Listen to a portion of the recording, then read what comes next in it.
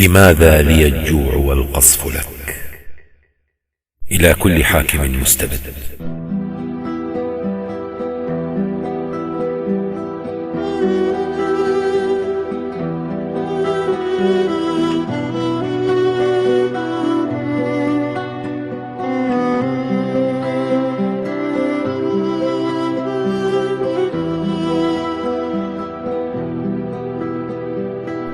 لماذا لي الجوع والقصف لك؟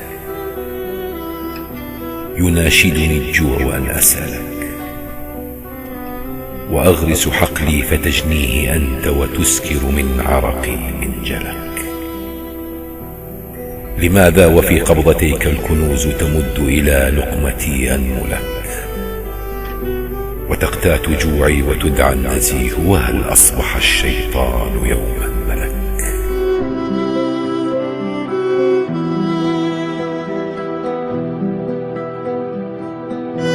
لماذا تسود على شقوتي؟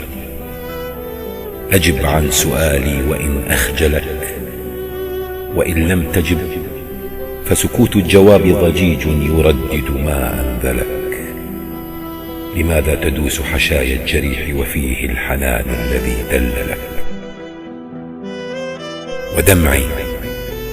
ودمعي سقاك الرحيق، أتذكر يا نذل كم أثملك؟ فما كان أجهلني بالمصير وأنت لك الويل ما أجهلك. غدا سوف تعرفني من أنا، ويسلبك النبل من نبلك. ففي أضلعي في دمي غضبة إذا عصفت أطفأت مشعلك.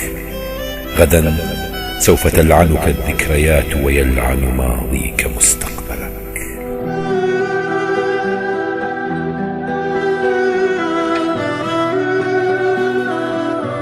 غدا سوف تعرفني من أنا، ويسلبك النبل من نبلك. ففي أضلعي في دمي غضبة إذا عصفت أطفأت مشعلك. غدا سوف تلعنك الذكريات ويلعن ماضيك مستقبلك. ويرتد آخرك المستكين بآثامه يزدري أولك، ويستفسر الإثم أين الأثيم وكيف انتهى، أي درب سلك. غدا لا تقل تبت، لا تعتذر، تحسر وكف هنا مأملك. لا تقل أين مني غدا، فلا لن تسمر يداك الفلك. غدا لن أصفق لركب الظلام، سأهتف يا فجر ما أجملك، سأهتف يا فجر ما أجملك.